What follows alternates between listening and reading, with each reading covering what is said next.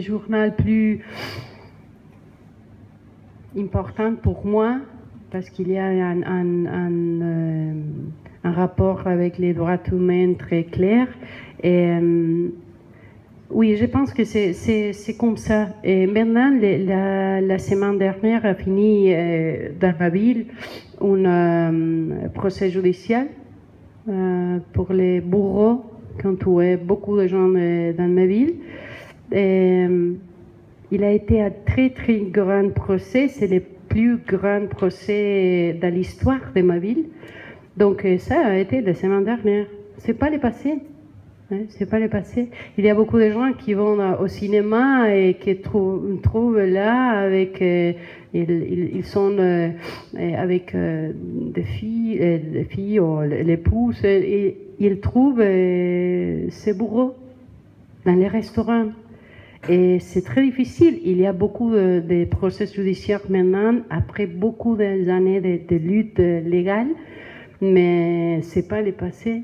C'est pas le passé. J'ai vécu mon enfance pendant cette époque, donc je suis pas si vieille, mais aussi cette chose que je lis, les enfants, ils ne sont pas les enfants, ils sont des femmes et des hommes de 40, 45 années, mais ils sont là.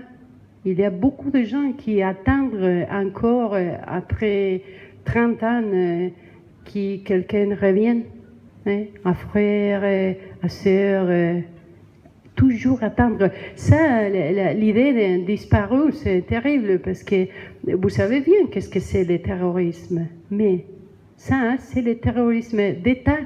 C'est l'État à faire ça. Donc, toute la police, tous les juges, tous les tribunaux, tous les écoles, tout, c'est le terreur. Donc, je pense que ce passage de l'histoire argentine jamais sera dépassé. C'est comme... je